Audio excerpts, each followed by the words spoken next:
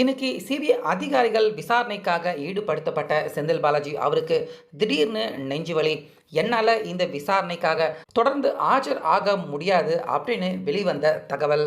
கிட்டத்தட்ட 6 மணி நேரம் 30 நிமிஷம் சிபிஐ அதிகாரிகள் செந்தில் பாலாஜி அவர்கிட்ட கிடுக்குப்பிடி இடைவிடாத நீண்ட நேரம் கேட்கப்பட்ட கேள்விகள். ஸோ இதன் காரணமாக கடைசியாக பார்த்தீங்கன்னா செந்தில் பாலாஜி அவர் திரும்பவும் விசாரணைக்கு வரணும் அப்படின்னு இன்னைக்கு செந்தில் பாலாஜி அவரை விசாரணையில் இருந்து அனுப்பி வச்சிருக்காங்க. அப்படி செந்தில் பாலாஜி அவரை விசாரணை பண்ணிக்கிட்டு இருக்கப்ப உண்மையாகவே இன்னைக்கு செந்தில் பாலாஜி அவருக்கு நெஞ்சு வலி விசாரணையின் அப்போ வந்துச்சா? இதுக்காக கிட்டத்தட்ட 6 மணி நேரம் 30 நிமிஷம் செந்தில் பாலாஜி அவரை விசாரணை பண்ணாங்க. இந்த விசாரணையில் என்னென்ன சம்பவங்கள் இன்னைக்கு நடந்துச்சு, முக்கியமாக அடுத்து திரும்பவும் செந்தில் பாலாஜி அவர் விசாரணைக்கு வரணுமா அப்படின்னு சிபிஐ அதிகாரிகள் இன்னைக்கு நடத்தின முழு விசாரணையில் என்னென்ன நடந்துச்சு அப்படிங்கிற தகவல்கள் வெளியாயிருக்கு. ஸோ அது எல்லாமே என்ன அப்படிங்கிறத இப்போ பார்க்கலாம். வீடியோவை ஸ்கிப் பண்ணாமலேயே பாருங்கள். அதாவது இன்னைக்கு காலையில் செந்தில் பாலாஜி கிட்டத்தட்ட ஒரு 10 மணிக்கு தான் அவர் அங்கே சிபிஐ அலுவலகம் விசாரணை பண்ணுற அந்த இடத்துக்கு போகிறாரு. ஸோ செந்தில் பாலாஜி அவர் உள்ளே போகிறதுக்கு முன்னாடியே பார்த்தீங்கன்னா ஒரு முக்கியமான சிபிஐ அதிகாரி ஒரு தகவல் ஒன்று பார்த்தீங்கன்னா இன்றைக்கி காலையிலே அவர் வெளியிடுறாரு. இன்றைக்கி சிபிஐ அதிகாரி விசாரணைக்காக செந்தில் பாலாஜி இங்கே டெல்லி சிபிஐ அலுவலகத்தில் அவர் ஆஜர் ஆக போகிறாரு.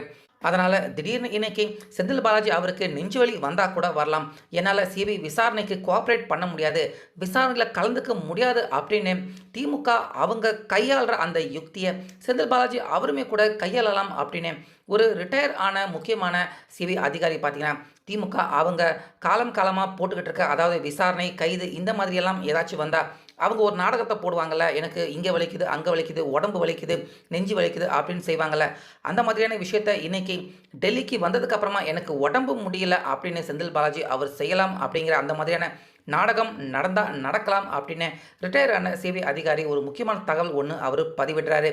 ஸோ அதோட சேர்த்து அவர் சொல்லக்கூடிய இன்னொரு விஷயம் தான் பார்த்தீங்கன்னா பயங்கரமான அதிர்ச்சி ஒட்டுமொத்த திமுகவினர்கள் எல்லாருக்குமே தருது. அப்படி என்ன குறிப்பிட்டிருக்காரு அப்படின்னு பார்த்தீங்கன்னா செந்தில் பாலாஜி இங்கே டெல்லியில் இருந்து திரும்பவும் அவர் தமிழ்நாட்டுக்கு திரும்புறதுக்கான வாய்ப்பு இல்லை. செந்தில் பாலாஜி நிச்சயமாக இந்த வழக்கில் அவர் சிக்கினார் அப்படிங்கிற மாதிரி ரிட்டையர் ஆன சிபிஐ அதிகாரி பார்த்தீங்கன்னா ஒரு முக்கியமான தகவல் இன்றைக்கி காலையில் செந்தில் பாலாஜி விசாரணைக்கு போகிறதுக்கு முன்னாடியே இந்த பதிவு ஒன்று அவர் போடுறாரு. அதாவது இந்த மாதிரியான உடம்பு முடியல அப்படிங்கிற மாதிரியான நாடகங்கள் நடக்கலாம், அப்படி இல்லைன்னா கூட செந்தில் பாலாஜி விசாரணைக்கு அப்புறமா அவர் தமிழ்நாட்டுக்கு திரும்ப வாய்ப்பு இல்லை அப்படிங்கிற மாதிரியான தகவலை வெளியிட்டு ஒட்டுமொத்த திமுகவினர்கள் அவங்க எல்லாருக்குமே ரொம்ப பெரிய அதிர்ச்சியை கொடுத்துருந்தாரு. அதுக்கு அப்புறமாக தான் 10 மணி அளவில் செந்தில் பாலாஜி சிபிஐ அலுவலகத்துக்கு உள்ளே அவர் போகிறாரு. ஸோ உள்ளே போனதுமே செந்தில் பாலாஜி அவரை வழக்கம் போல் எல்லாரையுமே விசாரணை பண்ணுற மாதிரியான அந்த இடத்துக்கு போய் உட்கார வைக்கிறாங்க. அப்போ தான் பார்த்தீங்கன்னா அங்கே சிபிஐ அதிகாரிகள் எல்லாருமே பார்த்தீங்கன்னா இங்கிலீஷ் பேசுவாங்க, இல்லைனா ஹிந்தி பேசுவாங்க. ஆனால் செந்தில் பாலாஜி அவருக்கு இங்கிலீஷும் தெரியாது ஹிந்தியும் தெரியாது போல இருக்குது. ஹிந்தியை எதிர்க்கிறேன் அப்படின்னு கடைசியாக இப்போ முக்கியமான இடத்துல ஹிந்தி தெரியாமல் செந்தில் பாலாஜி இக்கட்டான நிலைமையில் அவர் இன்றைக்கி சிக்கியிருக்காரு. ஸோ அதுக்காக செந்தில் பாலாஜி அவருக்காகவே பிரத்யேகமாக சிபிஐ அதிகாரிகள் அவங்களுடைய தமிழ் தெரிந்த சிபிஐ அதிகாரி ஒருத்தரை செந்தில் பாலாஜி அவருக்காக டிரான்ஸ்லேட் பண்ணுறதுக்காக ஒருத்தரை நியமித்து இந்த விசாரணை இன்னைக்கு காலையில் நடத்த துவங்கியிருக்காங்க. ஸோ இதில் செந்தில் பாலாஜி அவர்கிட்ட கேட்கப்பட்டிருக்க முக்கியமான கேள்விகள் என்னென்ன அப்படின்னு பார்த்தீங்கன்னா விஜய் கரூரில் பிரச்சாரம் பரப்புரை அவர் நடத்திக்கிட்டு இருக்காரு. பாட்டிலுக்கு 10 ரூபா அப்படின்னு செந்தில் பாலாஜி அவரை பற்றி விஜய் பாடினதுக்கு அப்புறமாக தான் அந்த கூட்டத்துக்கு நடுவில் பார்த்தீங்கன்னா நெரிசல் ஏற்படுது, தள்ளுமுள் ஏற்படுது. முக்கியமாக அந்த கூட்டத்தில் ஸ்ப்ரே அடித்த மாதிரியான விஷயங்கள் எல்லாமே நடந்திருக்கு. அதை வாக்குமூலத்தில் அங்கே இருந்த மக்கள் எல்லாருமே சொல்கிறாங்க. அது மட்டும் இல்லை, செந்தில் பாலாஜியை பற்றி விஜய் அவர் பாடினதுக்கு அப்புறம் தான் கூட்டத்தில் இருந்து பார்த்தீங்கன்னா செருப்பு வந்து விஜய் அவர் மேலே விழுற மாதிரியான சம்பவங்கள் நடக்குது. இது எல்லாமே விஜய் அவருடைய அந்த கேரவனில் இருந்தும் ரெக்கார்ட் செய்யப்பட்டிருக்கு, அங்கே பறந்த ட்ரோனில் இருந்துமே ரெக்கார்ட் செய்யப்பட்டிருக்கு. ஸோ இதை காட்டி கேட்குறாங்க, உங்களை பற்றி ஒரு பாட்டு பாடுறாரு விஜய், அதுக்கப்புறமாக தான் அந்த கூட்டத்துக்கு உள்ள அந்த கலவரம் நெரிசல் மக்கள் அவங்க எல்லாருக்குள்ளேயே குழப்பம் இந்த கோரமான சம்பவம் எல்லாமே பார்த்தீங்கன்னா உங்களை பற்றி பாடினதுக்கு அப்புறமாக தான் அங்கே நடக்கவே ஆரம்பிச்சிருக்கு. ஸோ இதுக்கு நீங்கள் என்ன பதில் சொல்கிறீங்க அப்படின்னு கேட்குறாங்க சிபிஐ அதிகாரிகள். ஸோ அதுக்கும் பார்த்தீங்கன்னா அந்த டிரான்ஸ்லேட் பண்ணக்கூடிய சிபிஐ அதிகாரி அவர் மூலியமாக தான் செந்தில் பாலாஜி பதில் சொல்கிறாரு. அதுவும் என்ன மாதிரியான பதில் கொடுக்குறாரு அப்படின்னு பார்த்தீங்கன்னா எனக்கு கண்டிப்பா கரூர்ல இருக்கிற மக்கள் நெறைய பேர் எனக்கு ஆதரவான மக்கள் இருக்காங்க. ஸோ என்ன பத்தி விஜய் அவரு தவறுதலா பேசுறப்ப, அங்க இருந்த மக்கள் விஜய் அவர ரசிகரா தான் பார்க்க போயிருக்காங்க. என்ன பத்தி தவறுதலா விஜய் அவரு பேசுறாரு அப்படின்னு தெரிஞ்சதுமே, அவர் மேல கோவம் ஏற்பட்டு அங்க இருந்த மக்கள், சாமானிய மக்கள் விஜய் அவர் மேல செருப்ப எறிஞ்சிருக்கலாம். அதுக்கு நான் எப்படி பொறுப்பாக முடியும்? அப்படின்னு செந்தில் பாலாஜி பதில் சொன்னதா தெரியுது. அதுக்கப்புறமா இந்த கரூர் கோர சம்பவம் நடந்ததுக்கு அப்புறமா, உங்களுடைய பிஏ அதாவது செந்தில் பாலாஜி அவருடைய பிஏ ஆதரவாளர் பார்த்தீங்கன்னா, அவரு சொல்லி அங்க கரூர் முழுக்க விஜய் அவர கைது செய்யணும், கைது செய்யணும். விஜய் குற்றவாளி. 41 பேர பலி வாங்கின நபர் விஜய் அப்படின்னு உங்களுடைய ஆதரவாளர்கள் அதாவது செந்தில் பாலாஜி அவருடைய பிஏ அவருடைய ஆதரவாளர்கள் பார்த்தீங்கன்னா, கரூர் முழுக்க போஸ்டர் ஒட்டப்பட்டிருக்கு. இத அந்த நேரத்திலே கையும் களவுமாக பிடிச்சிருக்காங்க. செந்தில் பாலாஜி அவருடைய பிஏவே இந்த விஷயத்துல நேரடியாக மாட்டியிருக்காரு. விசாரணை வளையத்துக்கு உள்ளும் அவரும் வந்திருக்காரு. அப்படி உங்களுடைய பிஏவே நேரடியாக இந்த மாதிரியான விஷயத்த செஞ்சிருக்காரே, அதுக்கு பின்னாடி என்ன காரணம் இருக்கு? நீங்க சொல்லி தான் உங்களுடைய பிஏ வந்து விஜய் தான் குற்றவாளி அப்படின்னு கரூர் முழுக்க அடுத்த நாள் விடியறதுக்குள்ளே இந்த போஸ்டர் எல்லாமே பார்த்தீங்கன்னா கரூர் முழுக்க பார்க்க முடிஞ்சுது. உங்களுடைய பிஏ இந்த விஷயத்த செஞ்சிருக்காரு அப்படின்னா நீங்க சொல்லாமலேயா செஞ்சிருப்பாரு? இதுக்கு என்ன பதில் சொல்றீங்க? அப்படின்னு செந்தில் பாலாஜி அவர்கிட்ட கேட்டிருக்காங்க. ஸோ செந்தில் பாலாஜி அதுக்கும் பார்த்தீங்கன்னா மழுப்புற மாதிரியான பதில தான் சொல்றாரு. அதாவது அந்த சம்பவம் நடந்தப்ப நான் வந்து கரூர் ஹாஸ்பிட்டல்ல இருந்தேன். எனக்கு அத பத்தி நேரடியான விஷயங்கள் தெரியாது. நான் வந்து கரூர் ஹாஸ்பிட்டல்ல பாதிக்கப்பட்ட மக்கள் அவங்களுக்காக ஹெல்ப் பண்ணிக்கிட்டு இருந்தேன். அவங்க கூட இருந்ததால, இங்க என்னுடைய பிஏ இந்த விஷயம் செஞ்சது எனக்கு தெரியாது. வேணா என்னுடைய பிஏவை கூப்பிட்டு நீங்க விசாரிச்சு பார்த்துக்கங்க. அவர் இப்படி செய்ய போறாரு அப்படின்னு தெரிஞ்சிருந்தா நிச்சயமா நான் அத தடுத்து நிப்பாட்டியிருப்பேன். அப்படி செய்ய விட்டுருக்க மாட்டேன். அதுக்கும் எனக்கும் நேரடியான சம்மந்தம் இல்ல அப்படிங்கிற மாதிரி செந்தில் பாலாஜி இந்த இடத்துலயுமே பார்த்தீங்கன்னா, இப்படிப்பட்ட ஒரு பதில குடுக்குறாரு. அப்புறமா சிபிஐ அதிகாரிகள் இன்னும் சில முக்கியமான கேள்விகள் கேட்குறாங்க. அதாவது இதுக்கு முன்னாடி 15ஆம் தேதி விஜய் அவர் வந்து விசாரணைக்கு வந்துட்டு போனாரு. அதுக்கப்புறமா நேத்து பார்த்தீங்கன்னா, கரூர் மாவட்ட செயலாளர், அதுக்கப்புறமா டிஜிபி இவங்க எல்லாருமே கூட நேத்து டெல்லிக்கு போய் சிபிஐ அலுவலகத்துல அவங்க ஆஜர் ஆயிருக்காங்க.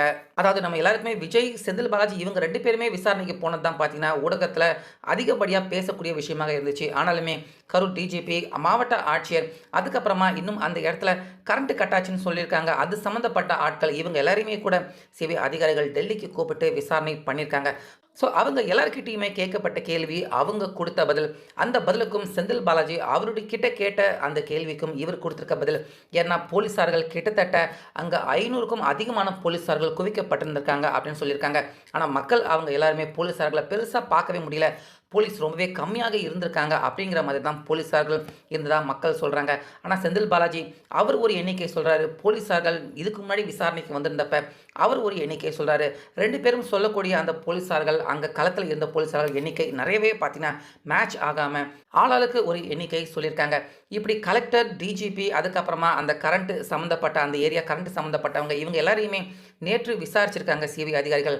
அவங்க கிட்ட கொடுத்துருக்க அவங்க சொல்லியிருக்க பதில், அதே போல செந்தில் பாலாஜி சொல்லியிருக்க பதில், இது எல்லாமே பார்த்தீங்கன்னா முன்னுக்கு பின் முரணாக இருந்திருக்கு அப்படிங்கிற மாதிரி தான் சிபிஐ விசாரணையில் இருந்து பார்த்தீங்கன்னா இன்னைக்கு தகவல் வெளியாயிருக்கு.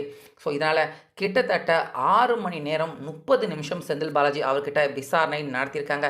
செந்தில் பாலாஜி அவரே எப்படா விடுவாங்க அப்படின்னு ரொம்பவே டென்ஷன் ஆயிருக்காரு. கடைசி நேரம் அதாவது சாயந்தரம் ஒரு 4:30 மணி நேரம் வரைக்கும் பார்த்தீங்கன்னா விசாரணை போயிருக்கு. இப்படி இருக்க கடைசியாக செந்தில் பாலாஜி அவரை சரி போங்க அப்படின்னு அனுப்பிச்சிருக்காங்க. அதே போல செந்தில் பாலாஜி அவர் நாளைக்கு அதாவது 18ஆம் தேதி திரும்பவும் விசாரணைக்கு வருவார் அப்படிங்கிற மாதிரி சொல்றாங்க. ஆனா இது அதிகாரப்பூர்வமான தகவலா அப்படின்னு தெரியல.